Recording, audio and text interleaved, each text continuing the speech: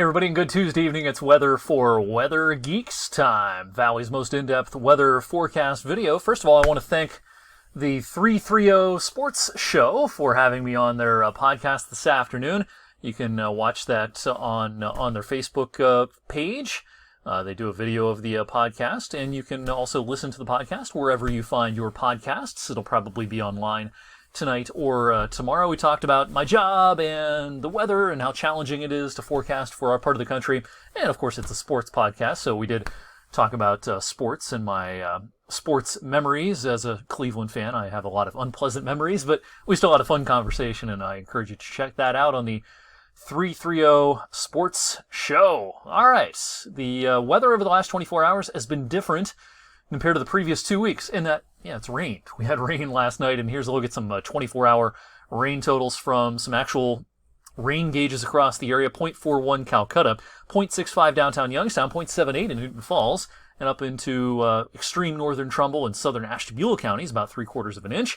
Amounts a little bit lower to the tune of about 1/3 of an inch over into Mercer County. All right, time lapse today, a day in the life of Youngstown, Ohio. Pretty cloudy second half of the day today after some filtered sunshine this morning, and while the radar showed some green for a good chunk of the afternoon, it was mostly virga until we got into the evening. Now we have some legit rain that's pushing in, and this will last a couple of hours this evening. Some light rain making for kind of a gloomy Tuesday evening across a lot of extreme eastern Ohio and western PA as well. Steadiest and heaviest of the rains actually off to the east. Boy, do they need the rain in central Pennsylvania, where a moderate to even severe drought has been ongoing for the last couple of months.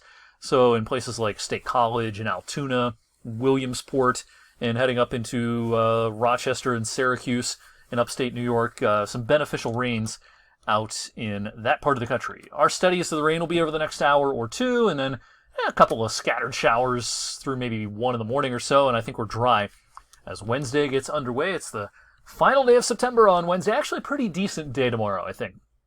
We're kind of in between fronts for a lot of the day. We'll see a mixed bag of clouds and sun. Our average highs are in the mid-60s now on the final day of September, and that's about where we'll be tomorrow. Now, that being said, this dashed black line, a trough of low pressure, is going to track our way as we go into the second half of the day. And I think by about early evening tomorrow, we'll see showers trying to reemerge once again, scattered showers for a handful of hours. And then on Thursday, we'll do it again. Another cold front heading our way, and another chance for some spotty afternoon and evening rain showers. Boy, a blustery, chilly, dank day coming up on Friday. No higher than the mid-50s. Lake effect regime.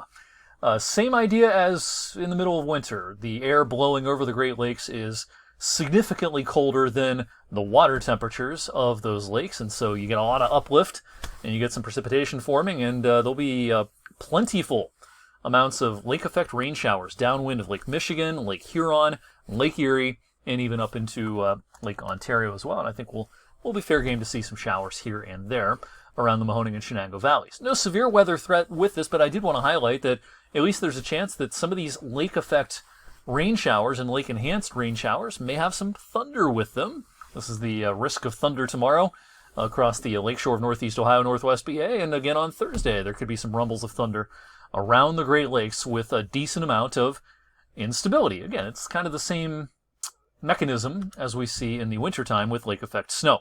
Now, our cold will be at its most significant Friday and into Saturday, but you'll notice those deeper blues will start to shrivel up here by the end of the weekend and next week. The air mass is going to start to moderate, and while we're not going to get under that big ridge out west, unfortunately, it's going to be very warm and dry out west, and wildfire problems have already started cropping up again. Some of that warmth is going to try to migrate east as we go into mid-month. So we're looking at a pretty mild pattern, I think, during mid-October, with almost the entire lower 48 states covered by elevated odds of a warmer-than-average period. Now, the heart of this may be out towards Denver and Omaha and Casper and Cheyenne and up into the Dakotas. But around here, I don't think we're done with 70s at this point. I think we're done with 80s likely. But I think 70 plus is going to become a real possibility by mid-month. So even though it's going to be awfully chilly as October gets underway, this doesn't mean the whole month is going to be like that. And we'll do an updated October forecast coming up on Wednesday evening's edition of Weather for Weather Geeks. So you can look forward to that.